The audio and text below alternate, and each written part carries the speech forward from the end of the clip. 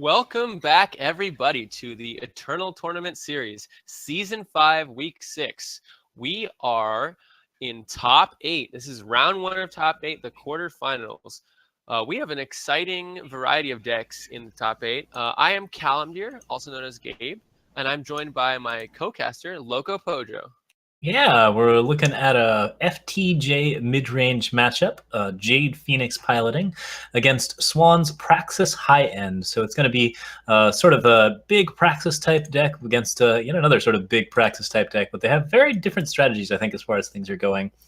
Swan's Praxis High End is running a lot of Heart of the Vaults, 4 Heart of the Vaults, and 4 Mystic Ascendants, meaning that it just wins out on card advantage if it gets to those late game 6 drops, and it's trying to hold the board with Torches and Purifies and Dawnwalkers and all of that good stuff in the early game, along with, of course, Xenon Obelisk to buff the entire board up.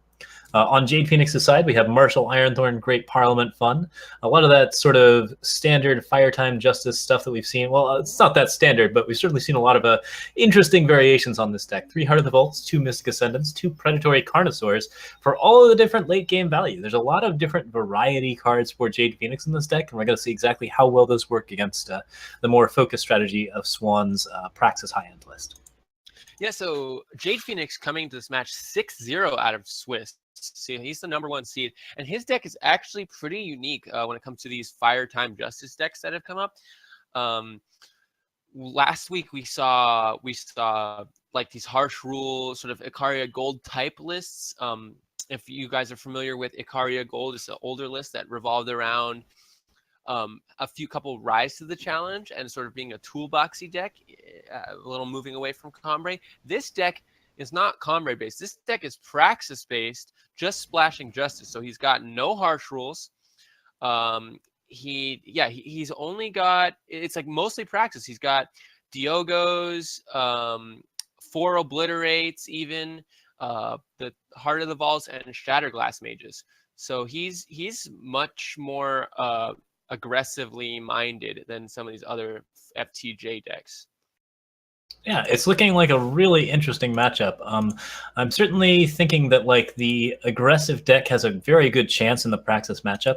Whoever can get a life advantage early can often secure a really interesting, or secure a victory just out of sheer value on the life gain. But it really depends. Like if the game goes slow, if anyone misses a step, then it's going to be up to the high-end cards, those big 6 drops, and which ones get played in which order to make sure exactly who it is that wins the game. Yeah, I'm excited to get into this matchup. We'll probably cue the players up in a moment. But yeah, this is going to be really interesting. Both players have a lot of late game. It's going to depend on who gets to start playing their 6 drops first and most consistently is going to play a big part in this matchup. A big player on Swan's end is having Xenon Obelisk in his deck. It can get answered by Shatterglass Mage, which is really rough. Playing a 5/3 and destroying an entire card's worth of value is very good. But Xenon Obelisk puts things out of obliterate range, and it allows Swan to win on the board. Also, he's got the full 4 Heart of the Vault, full 4 Mystic Ascendant, whereas Jade Phoenix only running 2 Mystic Ascendant, 3 Heart of the Vault. But he has the advantage of, Martial Ironthorn, Great Parliament, Seraphs. So this is going to be very interesting. Yeah, I think it's going to be a pretty exciting match. It looks like both players are ready to go, but they haven't issued their challenge yet. They should be starting momentarily. We can take a look at both of the lists. Certainly, there's a lot of interesting options that are going to be going through. I'm curious to see if these Shatterglass Mages end up being useful against the Xenon Obelisks on Jade Phoenix's, or on Swan's side. Jade Phoenix does not have any sort of relics worth destroying, so Shatterglass Mages are going to be a little bit less useful on Swan's side. Yeah, the only relics in Jade Phoenix, or only targets for Shatterglass Mage on Jade Phoenix's entire 90 are all on the sideboard, and they're Flamestokers and Healer's Cloaks, which I don't think come in at any point. So Shatterglass Mage not going to get the full value, but that's okay. That's not necessarily what you play it for. The attachment removal is just kind of incidental. And we're going to see probably a lot of value coming out of these Carnosaurs. They're very good at eating the Sandstorm Titans. They're good at sort of like trading with a lot of the board. They can kill Shatterglass Mages. They can kill quite a few of the smaller units. If Swan establishes those Xenon Obelisks, he'll possibly put a pretty big blank on the Carnosaurs for value, which I think would favor him in the late game. Yeah, that's the one thing that that Jade Phoenix has in game one is that he has Carnosaur's main deck. He has, less Heart of the Vaults, less Mystic Ascendants, but he does have some Carnosaurs, which Swan does not have. However, once we get into games 3, 4, and 5, because this is a best of 5, I believe, Swan has 3 Carnosaurs in the sideboard. Yep, it's definitely a big card in this matchup, and can be used to get rid of those Sandstorm Titans, get rid of Dawnwalkers, get a bit of a establishment on the board. It does have that triple time influence requirement, which can be a little bit rough, but I think these guys are, they've got a pretty even matchup overall. Depending on who can push through with those Dawnwalkers, one thing that might end up being very useful in this deck is Swan's Praxis High End is running those Purifies, which can kill off the Dawnwalkers and prevent them from coming back, which is something that the other deck is going to have a harder time doing, even with the 3 Desert Marshals in the list. Yeah, Purify actually being being a little bit better than it lets on in this matchup. Sure, there's times when you're like, I play a Purify, I pay 3 power just to silence a Martial Ironthorn, but I mean, think about how many times you Desert Marshal Ironthorn. That's a lot of Marshals. And how relevant is that 2-1? It's not always relevant, especially in a deck that isn't running Obelisk on Jade Phoenix's side. So the Purifies might be all right. The concern there, though, is that Jade Phoenix gets to run Vanquish, which is very good. Yeah, if Jade Phoenix can marshal her marshal, she'll be declared Grand Marshal of value. Looks like... yeah. So they're issuing challenges, but the challenges have been canceled. There's a little bit more to discuss, I guess, about these lists. Yeah, once they get through challenging each other, the real challenge begins in the actual match. But we'll see. The challenge of the challenge, the marshals of the marshals. We have 4 obliterates in Jade Phoenix's list. I think Swan's list is also running 4 obliterates. Yeah, they're both running a decent amount of burn. Jade has the double Diogos here, which is certainly an effective tool if you can get down to the point where those cards become relevant. If they don't get obliterated, if they don't get purified, or if the game ever goes to 12 power, Diogo Malaga will certainly be a sort of finisher that can actually prevent the board stall from becoming a real board stall. There are not too many other major differences. Certainly these Dawnwalker trades are going to be interesting. It's going to be an issue of who has the most activators, an issue of who has the most big cards, and sometimes an issue of who plays the most aggressive deck early. Yeah, so this deck, I think, this match is gonna go through a few stages where Diogo is at 10, right? I think the ultimate. I'm not sure. Diogo's an 8, so I believe he costs 12 to activate. Oh, I see. If you play him, okay. So ultimate is 8. Okay, so ultimates are 6, 7, 8, 9, and 10, and the 6th one is Kothan. So. Okay, that makes sense because the whole cycle. So yeah, so this is gonna go through a few stages where you're gonna have a few more, maybe like early actual relevant units come down on the side of Jade Phoenix and like Seraph, Diogo, things like that. Then we're gonna get to the 6 drops, and Swan is going to be just swamping Jade Phoenix in value because he's got more Mystic Ascendants, more Heart of the Vaults, whatever. Then if people start trading back and forth and the dust starts settling and no one can attack still, well, when we get to like 10 power or whatever, Seraph and Diogo are actually more valuable than maybe a Mystic Ascendant even. Yep, it's a pretty solid activation if you can get that going. Certainly could be a very rough game. I feel like overall Swan might have the advantage in terms of just deck consistency. Those Mystic Ascendants are a very big deal, and he does have 4 of them. And combined with Heart of the Vault, he's just got a really solid set of 6 drops. Whereas Jade Phoenix has a few less of those 6 drops for the mid-range game to go through. But once it's in sideboards, it's anybody's game. So we will see exactly what ends up going on.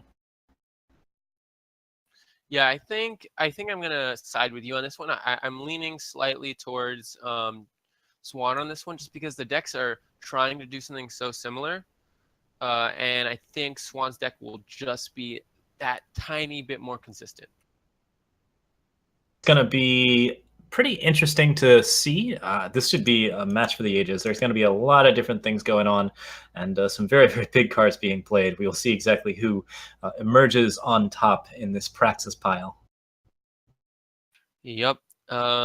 So Jade Phoenix doing pretty well on influence here. He only needs one justice. He's got it, and now he's got double time and double fire. Yep, getting close to being able to play Heart of the Vault, amongst other things. The Heart of the Vaults are a really big card for both players. Whoever plays the most of them is pretty likely to win the game, although, of course, Jade Phoenix's Mystic Ascendants are very similar in terms of overall value. Since Swan is playing the Praxis deck, he's pretty likely to actually get to the point where he can cast the Heart of the Vaults. He hasn't drawn any yet, but that might actually be to his favor if he can warp some off the top of his deck later in the game.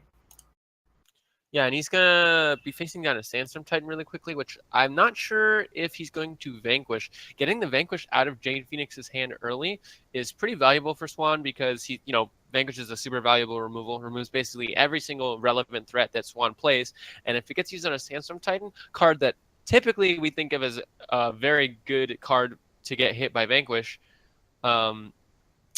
it's not actually gonna be that good, because Swan has all these even more giant units. Yep, pretty much everything's going to be a 6/6 or a 5/6. Swan certainly doesn't have any big units to play at the moment, so losing the Sandstorm Titan does lose him some of his early aggression. And from here, he's going to be playing another Sandstorm Titan. We'll see if that one gets obliterated, or if Jade Phoenix will find some unit to play out in front of it. Yeah, Swan has a couple options. He has the Obelisk, the Rhinarch, or the Titan. He opts for the Obelisk so that he can play around Obliterate, which I think is correct. Yeah, the Rhinarch is useful here if he can set it up. There's a case for keeping it just to get to your 6th power, but since you need the red influence anyways to play Heart of the Vault, I think Swan's pretty happy to just go ahead and play out the Rhinarch as a normal 6/6. And the Xenon Obelisk here is one of his big cards. This makes all of his units just a little bit bigger than Phoenix's, and as a result, like, it's gonna be pretty tough to trade off. Like, Heart of the Vault is now trading with Rhinarch as opposed to just stopping it on board. And as Swan gets up towards 8, his deck's going to get just more and more powerful. He's got 2 Obliterates in hand to deal with big units. He's pushing for 7 damage a turn. I think he's looking pretty happy about what's currently going on his board. Yeah, for sure. And Jade Phoenix is going to play this Ascendant here almost guaranteed, but it's going to just get met with an Obliterate. And Swan is going to keep pushing damage, because he was the first person to resolve a threat. And so as they trade removal back and forth, oh, okay, so he goes to Obliterate the Rhinarch instead, which I think is the right call. Yeah, I like this play from Jay. It basically means that Swan no longer has the advantage of pressuring the board and using his obliterates to clear. If he has obliterates, he just has to play them for damage, or risks just not doing anything for the turn. If you can get the board advantage sealed away, that's really helpful for you. But now Jade has to play the Mystic Ascendant, which of course leaves her open to double torch, leaves her open to obliterate, and Swan has very close to lethal this turn. 6 damage from the Sandstorm Titan, another 6 from the Obliterate. The Purify doesn't quite do it, so it's not quite lethal, but yeah, Purify can't hit close. Base, unfortunately, but we all wish it could. Well, okay, all us Burn players wish it could. Yeah, so we see the Purify there. That's 7 damage to the face. The Torch prevents 3 of it, which is something of a wise maneuver at this point. Like, just preventing every point of damage to make sure that you don't get blown up by Obliterate is really crucial here. And Jade Phoenix now has access to a 8-power Great Parliament, which is a card that she really wants to be playing here. And with that set up, it's going to be a pretty solid board. Obliterate will certainly cause some problems for this board, but with the Sandstorm Titan only capable of trading for one of the owls, the Obliterate might get thrown a little early, and that prevents Jade from getting blown out by further burn. Yeah, absolutely. The owl is good here, but with the torch and the Amber Acolyte and the owl, he still has blocks. Like Obliterate was still good there and dangerous, but torch kind of evens it out. and it's not quite a 2-for-1 because he got 2 owls out of the Parliament, so it's fine. And Oh, Swan Jade gets reads, I a guess, warp that off the there's a top. torch. Yeah, Jade gets a warp off the top part of the vault here, pushing a lot of extra mid-range stuff out and giving a much better board. So now Swan and Sandstorm Titan, or Swan and his Sandstorm Titans, while being a lot bigger, are still only trading 1-for-1. And he's starting to get into a little bit more trouble. Jade Phoenix has a lot more cards. The more that can be played, the better off the board is for Jade. Yeah, man, double Titan with Obelisk out is with an 8 power Obelisk is pretty difficult to work through. So now that they're in this board stall, I think Jade Phoenix feels very comfortable just because of his insane card advantage. I mean, he's got Dawnwalker, Seraph, Carnosaur, 2 torches, Desert Marshal. Like, it's going to be very difficult for these Sandstorm Titans to ever attack again, and Jade Phoenix gets to activate Seraph whenever they want now. The winning cards for Swan at this point are Obliterates. If he can get the Obliterates out early enough, that's going to be really, really good value for him. He trades for both Sandstorm Titans, meaning that it's going to mostly clear up the board, with the exception of Seraph. There's no follow-up from Swan, but with the Seraph being the only unit left and clearly no burn or Obliterate on the board, Swan now has to draw a Torch into Obliterate, while Seraph is pressuring out with double health units, double damage units every turn. It's a field captain. Yeah, and man, that was an ambitious attack on the side of Swan there, but maybe necessary. I think they were just trying to like play to their out, which was that Jade Phoenix just didn't have something for some reason, but because Seraph is just going to eventually win the game. So this is it. What happened. What we talked about is what happened basically in the mid game, or once we got to like the 6 power point. Swan started taking over the game because they had more, 6 drops. And then as we got to 9 and 10 power, people traded back and forth. And then there's a Seraph left on the board.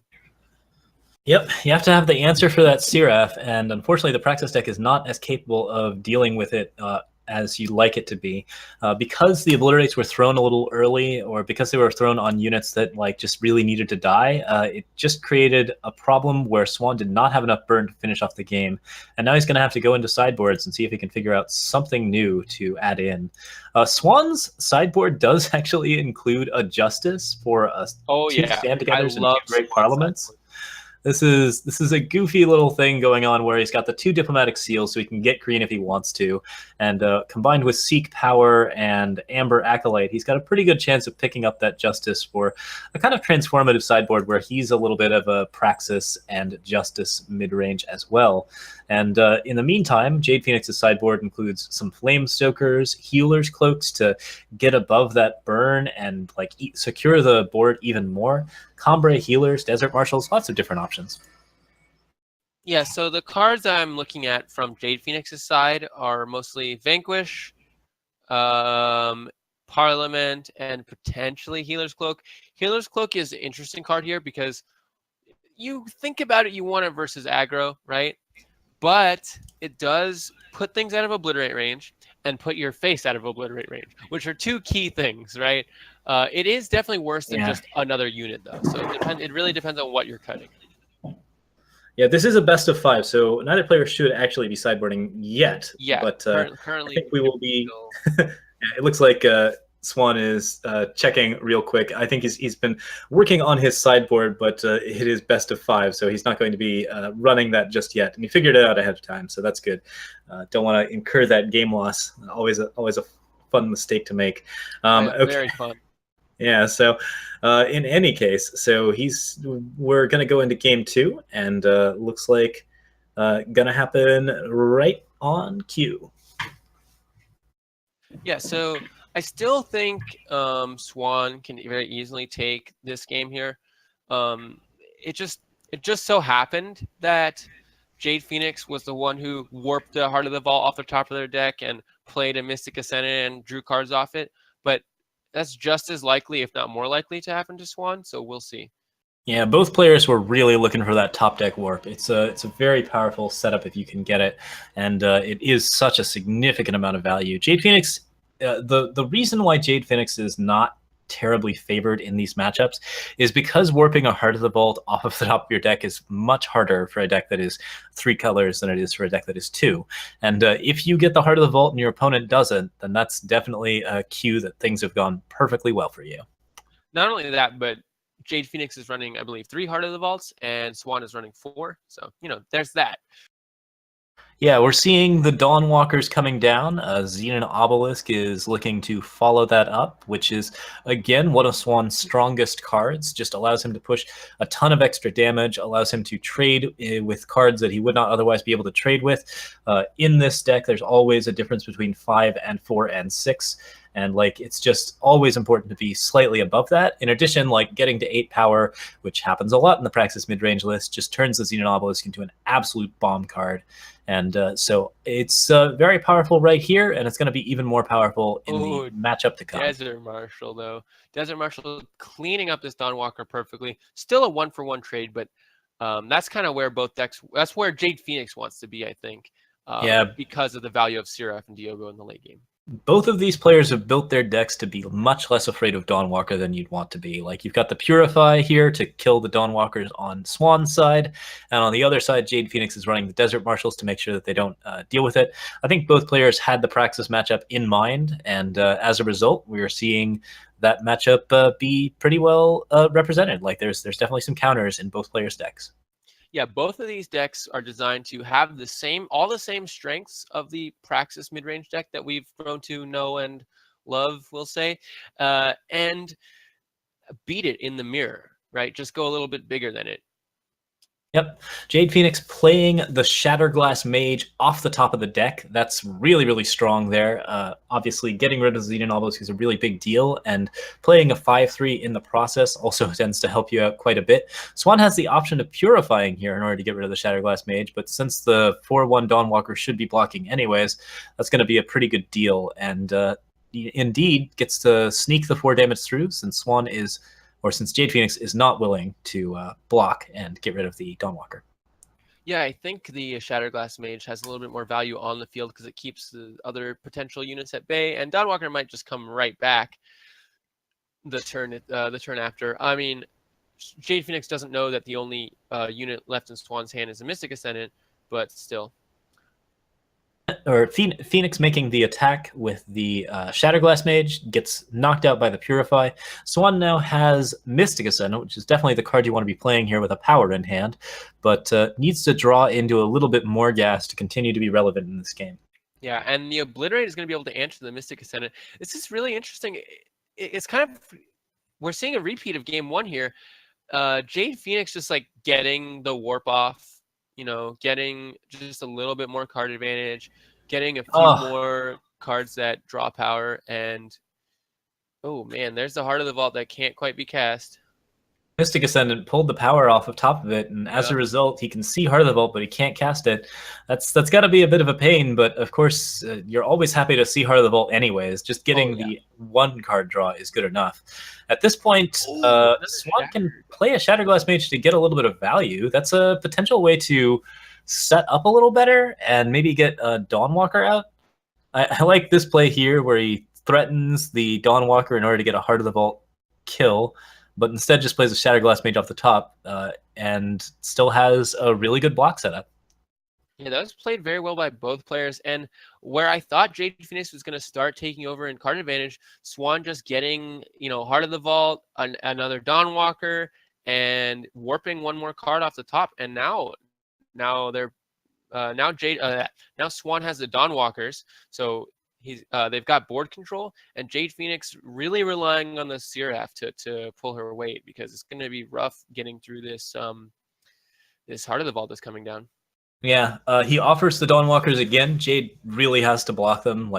The risk of burn is just too much. And the Heart of the Vault picks up an Amber Acolyte, which is a playable card here, but Swan doesn't really need extra power or really another chump blocker. So Seraph coming down, we're going to see if that can take over the game. Oh, and a Diogo Malaga as well. This is almost where Jade Phoenix wants to be. They have the Seraph, they have the Diogo, they can ultimate either of them, but Swan this is a lot of damage. Swan has the board. This is a very significant swing. And of course, with Swan blocking here and there, and yeah, like giving a lot of options. The nice thing about Jade's board right now is that if the Heart of the Vault does come off the top, which it turns out it does, that still leaves Swan with, or that still leaves Jade with one activatable ultimate. The only Yeah, problem is but that Diogo's activatable ultimate is not very good, and the Heart of the Vault drew a torch, which is just going to completely sweep this board.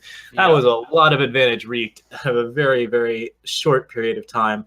Double Heart of the Vaults secure Swan the victory, and that Warped Heart was just so much value. Just an absolute, like, Yeah, ridiculous. it's 4 cards. That's 4 cards for one. Yeah, drew the card off of the Warp, drew the card off of the Heart of the Vault, killed the card with the Heart of the Vault, and of course, Heart of the Vault is a unit. So Yeah, so 4 cards. Jeez. Yeah, so Swan taking game 2 there. We're at 1-1. That kind of, you know, both games went the same way, just for the other person, right? So one person drew the Heart of the Vaults the first game, and the second game, the other person drew the Heart of the Vaults. I look to, I mean, obviously there's a little more to the matchup than that, but that's kind of how it ended up playing out. But it was also just smart play from both players until Jade Phoenix was kind of forced to just play into the Heart of the Vault 2 damage because they just ran out of blockers. yeah, both players 1-1 now. Swan's sideboard is pretty simple. He's going to take out those Shatterglass Mages since there's not any relics to destroy, and he's going to move into Predatory Carnosaurs to beef up the board a little bit and give him a little bit more of an advantage in the late game, as well as more options to kill those Seraphs, which, my goodness, those are a really, really big deal if they get to stick on the board. Basically, being able to clear up the board state and take advantage of those Xenon Obelisks is really important. He's actually cutting the Xenon Obelisks, however, to negate the potential benefits of Shatterglass Mage. Yeah, and I'm not against that. I've definitely taken that strategy, playing Elysian and other things against cards like Shatterglass Mage, because it's just so backbreaking for Shatterglass Mage to get warped in, be a 5/3, and destroy a Xenon Obelisk that you've invested a lot in. Yep, So it's a yeah, lot of I value. definitely respect that decision. So looking at sideboards, I think that I'm still on Team Swan here. I really think Swan is going to take this because Jade Phoenix has some great answers in their sideboard, right? They've got extra Vanquish, they've got another Desert Marshal, which is pretty good versus Dawn Walkers and things like that. But they have good answers, whereas Swan has more good threats. Swan is going to become the more threat dense deck, and whoever has the last threat standing at the end of these boards is who usually wins. Yep, it's going to be a pretty solid round, and we will see that round starting in just a moment here. Jade Phoenix accidentally observing another game as opposed to challenging, so we're gonna. Yep, here we go, and now they Classic, are both up in. the classic Yep. friends list shifting by one maneuver. Yeah, so we have the Seat of Impulse time going to be an instant redraw Oh for Jade man, Phoenix. both In of the them meantime, bringing in all the Scorpion Wasps there. How do you feel about that? yeah, it's a very good card against Heart of the Vault. It's a very good card against Sandstorm Titan. Seems like the right choice, although certainly Torches can cause that to be something of a tempo loss. Yeah, for sure. I have mixed feelings on Scorpion Wasp because yeah, it's great removal. You know, it definitely kills a 6/6 Heart of the Vault and a Sandstorm Titan, and it's a good clean answer that Praxis typically doesn't have answers to. I mean, Jade Phoenix has Vanquishes, but it's still another nice clean answer. I just don't like filling your deck with too many one-for-one answers in when you're playing this game of trying to get value. It's just another way to end up losing the value war, I feel like. Yeah, Jade Phoenix is in a lot of trouble here. Has the Scorpion Wasp, but they're not a good answer to the Dawnwalkers, and really needed that third power, also really needs a fourth. Playing a Dawnwalker defensively is an interesting option here. Certainly you'd want to establish value on board, but you're going to lose out on life total. This is not going to be an even exchange because Swan went first. Yeah. I think that's just the play they have to make when we're stuck on 3 power and you don't know if you're going to draw the 4th power, and that is a pretty nice draw, the 4th power. Still stuck on Justice. Like, this is basically what we're seeing is Swan's deck being the focus 2-faction deck, curving out a little better than Jade Phoenix's, slightly greedier influence wise. 3-faction deck. Although I think both players are running plenty of sources, and it's not super likely that Jade Phoenix gets stuck on 4 power like this. It's not Yeah. just because they're playing 3-faction that they're getting punished.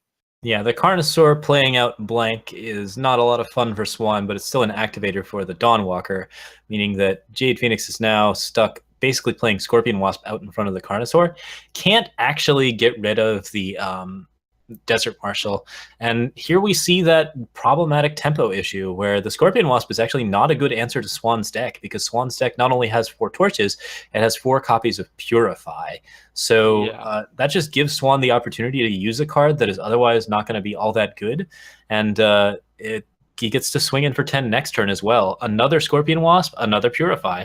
And that's going to be the Carnosaur stuck on board and lots of damage coming in. Yeah, Jade Phoenix just forced to use this torch to try and stay alive. They need as many turns as they can get to try and draw this Justice, to play these Vanquishes out, get this Seraph established.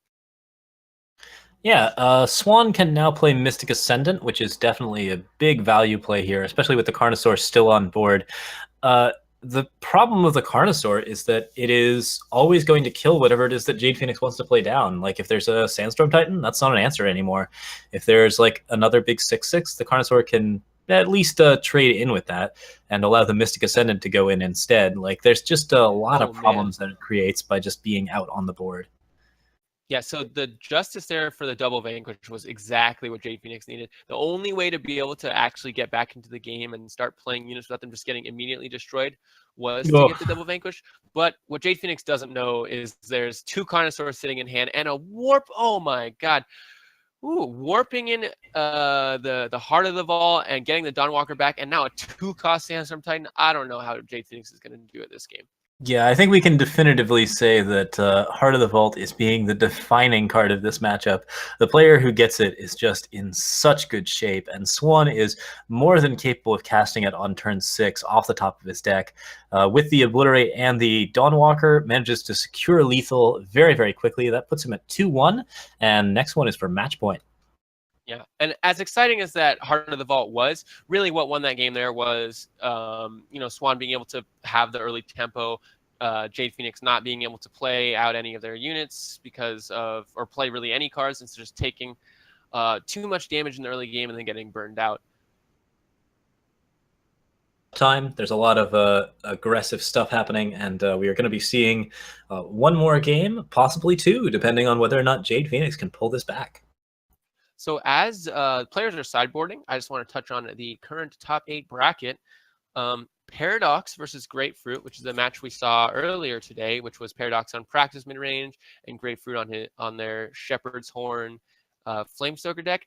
Paradox taking that match 3-0, moving on to the semifinals. And then Moosh versus Unearthly. Moosh, who we saw earlier on the Big Combre sideboarding Devota combo, and Unearthly on their Rakano plate deck, their signature deck, ends up going down to Moosh 1-3 in a difficult matchup for Rakano, to say the least. So our first semifinals has been decided to be between Paradox and Moosh, so that'll be exciting. Yeah, in the meantime, Swan and Jade Phoenix are setting up against each other. We have the first 4 turns passing pretty uneventfully, but Sandstorm Titan coming down on 4 means that Swan will have to react to that in some way, either by obliterating it or by just waiting and using the Scorpion Wasp as an answer. Swan probably wants to save his obliterates here. He hasn't drawn a single unit of value, but that does mean that there are 4 Heart of the Vaults at the top of his deck. Yeah, definitely. So this time, Jade Phoenix is actually able to have all the influence they want. They have the triple fire, triple time, and the at least 1 justice, and they have 6 power. So this Heart of the Vault is going to get played on 6 if they so choose it. So now this is all about playing with the cards you have. There's nobody stuck on anything here. Yep, Swan has a lot less gas at the moment. Like, most of his cards are just answers to Jade Phoenix's cards, and not perfect answers at that. He could Purify here, but he doesn't have the power for the Purify. But like with 5 damage here, and Jade Phoenix establishing a pretty commanding board, there's the Heart of the Vault. That's the card that he really needs to play, and getting the card draw there along with the cheapened unit is just a really big deal. Mystic Ascendant plays, and then he still has the power for a Purify or a Scorpion Wasp. That'll stabilize Swan in this matchup. Yeah, I think if you don't count the Tullius Favored as units, Jade Phoenix actually does have more units than Swan does. Swan, I said earlier, was more threat dense because they have more Mystic Ascendants, more Carnosaurs, more Heart of the Vaults, but that kind of gets evened out by Phoenix's Seraphs and Diogos. So this is pretty close here, and Jade Phoenix being able to put the pressure on definitely makes me feel like they have a decent chance in this game. Yeah, the hose gets turned off though. Predatory Carnosaur attacking into the Scorpion Wasp. Like I said, that 4 into 3 is just really, really bad. Phoenix gets to play Seraph here and gets a Minotaur Ambassador, which is definitely a solid play since it allows Jade to play a lot more stuff. Swan, seeing a Heart of the Vault, unfortunately can't play it off the top of his deck this time, but still gets to draw the card and probably Purify Seraph, since that's a card that we really don't want to see throwing any more units out onto the board for Phoenix. Yes, a Minotaur Ambassador there was a big deal because it kind of makes Jade Phoenix's draws just a little bit better for the rest of the game. There's 2 less power sitting in their deck. Also, now they've got their own Mystic Ascendant and a Heart of the Vault. I mean, sure, there's another. Oh, geez, yeah, Swan has another Heart of the Vault and another Mystic Ascendant. So I don't know. We'll see what Jade Phoenix's draws, but this is going to be a lot of card draw back and forth from both sides. All right, it's down to the heart to heart. We have got the Heart of the Vault coming out on Swan's side to draw a power, most likely. If he can get the power off Heart of the Vault, he can draw a new card and potentially play out something new. He could also find something cheap, which would be very useful. He's going to choose instead to obliterate the 6/6 and keep the Scorpion Wasp up against the 6/10. He knows that Jade does not have a good answer here, and he's not going to attack into a Scorpion Wasp when he's already sitting ahead on value with his Mystic Ascendants. So this is looking pretty okay for him. Like, he's definitely made the right choices here as far as like keeping the board steady. Playing Scorpion Wasp here is kind of a cute way to maintain tempo, but it also runs the risk of just getting blown up by torches, which honestly, I think that's probably something he wants to do. He wants to know about the torches ahead of time. Yeah, and I think Jade Phoenix might have taken out Torch in this matchup, so who knows?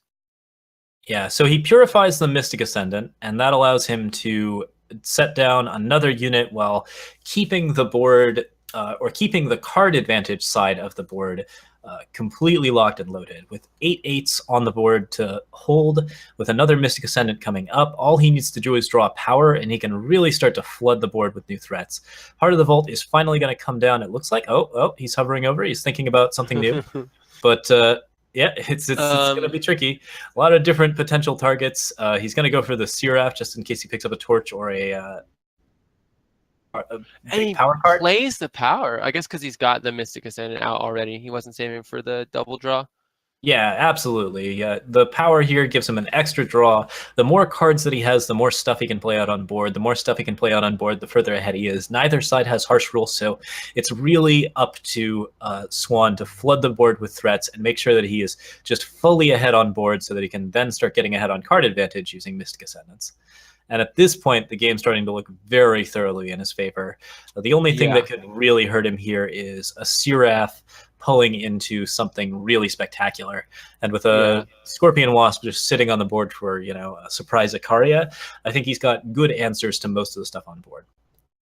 Yeah, I think Jade Phoenix, despite getting that Minotaur Ambassador, like I said, still ended up drawing, 15 power. And Swan has, ended up the last person with an active Mystic Ascendant on the board. So that's just putting them super far ahead now, drawing, 2-3 cards a turn. Yep. And Jade Phoenix is drawing 1 power every turn. He's holding on to double Torch and Predatory Carnosaur. He's not really worried about Seraph at this point. His Mystic Ascendants can start to attack in if he feels like it, seeing as he's got torches ready for the Scorpion Wasps. But he can also just sort of stay put, leave the Mystic Ascendants back, and only attack in with his big meat. So I think Jade Phoenix's out is Martial Ironthorn, if they still have those in the deck. If they don't, then it's Martial Ironthorn off of Seraph, which is not likely, to say the least. Yeah, it's going to be a pretty rough day. A Martial Ironthorn doesn't help him here because Predatory Carnosaur and Torch both hold the board. If Jade can get to 20, then that's a one-sided rat. That's certainly well worth Well, it. What's it called? Scorpion Wasp could stop the Carnosaur. Yeah, he could stop the Carnosaur and then would just be vulnerable to the double Torch, which is certainly an issue. From here, Swan has so much advantage on board.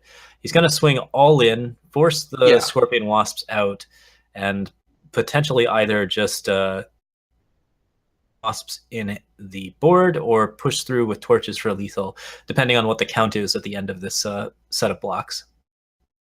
Yeah, I mean there's no winning here for Jade Phoenix. They're going to be down. They're going to have nothing left on board except for this 6/10, and they're going to be facing down this giant board still next turn. So I don't really see a way out of this. Yeah, 16 damage is definitely not lethal, so that's going to be one more turn for Jade to pull something out, but I don't think there's a harsh rule in the deck, and it's looking pretty bad from this position. Oh, and there's a torch to finish off Siraf.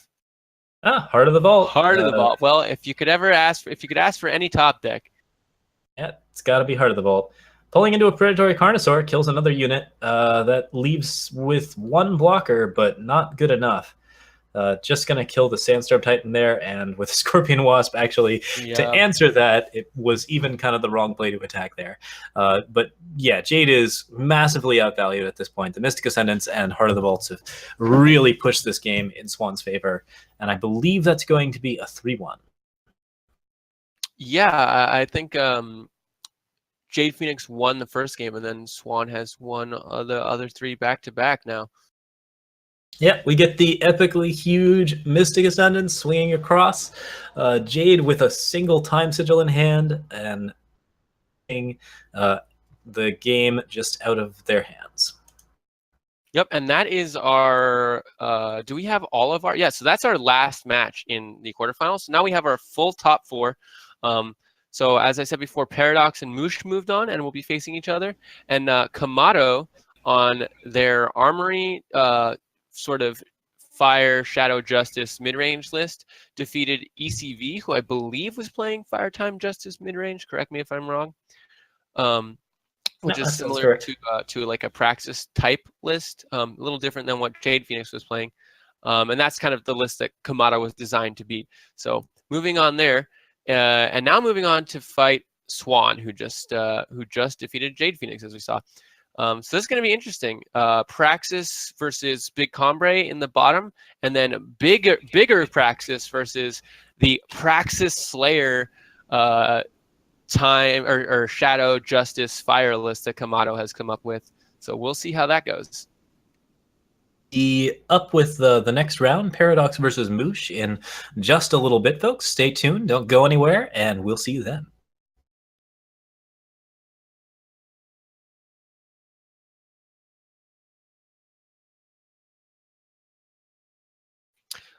We just have one last thing to say at the end of this before we go to a break.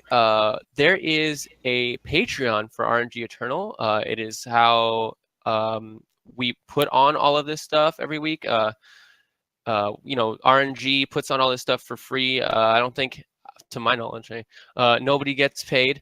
So we're just doing this as a charity. It's super cool that everybody participates, and it's a really cool thing that we do as a community. So anything anybody wants to do to help, you can. RNG has a Patreon. There are goals on there they're looking for, and I think even some rewards, like if I recall correctly, like deck doctoring type stuff. LocoPojo, you probably know more than I do. Patreon? Yeah, like we certainly do have like the deck doctor stuff on the list. You can go to the Patreon and look at each of the individual rewards to see what's going on there. There's going to be a lot of different cool little things going on, and yeah, I think it's definitely worth throwing a buck or two their way. All right, and we'll catch you guys in the semifinals. It'll sure to be super exciting.